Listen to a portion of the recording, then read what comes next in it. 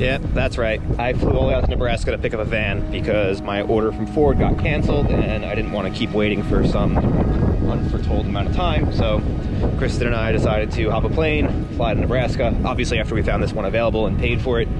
And we picked it up and she looks great. I wasn't sure if I was going to go with a crew van, but I really like the idea of having 2 side windows. It'll make it feel less like a box on wheels and actually more like a SUV, but got a lot of big plans coming up for this thing. But now to begin the 20-hour drive home. But first, let's give you a tour of the inside of the van. You'll notice there's tons of cup holders and storage.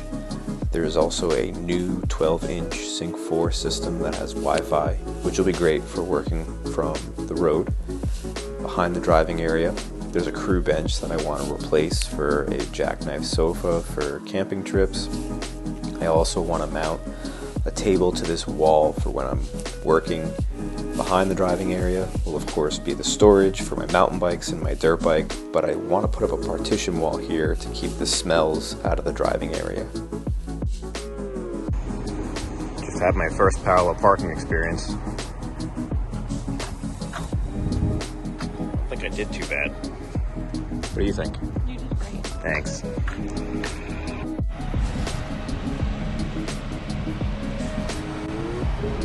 Alright, so we drove like 600 miles today, and I gotta be honest, it drove pretty good. I used to drive a half-ton pickup truck around, and I think it drives about as smoothly as that, so I'm pretty happy with it so far. It gets really good gas mileage. I made it from like the middle point of Nebraska all the way into Illinois, which is pretty great on 1 tank of gas. So we're gonna get some rest and we'll see you in the morning.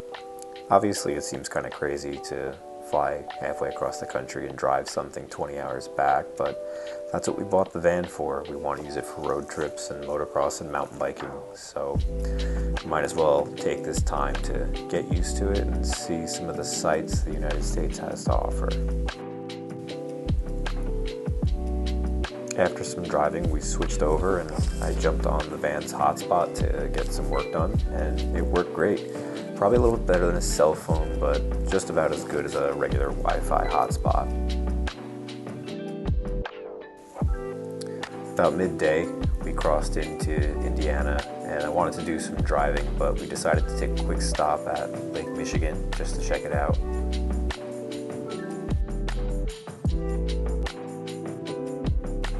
This was my first time seeing any of the Great Lakes, and I couldn't get over how big and clear it was.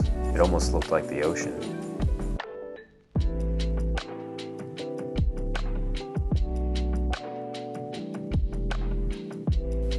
And here we are crossing into Ohio. Most of the drive itself is pretty boring. It's very flat, and in the middle of winter there's not a lot of scenery until you get to Pennsylvania, where you start to cross through the mountains.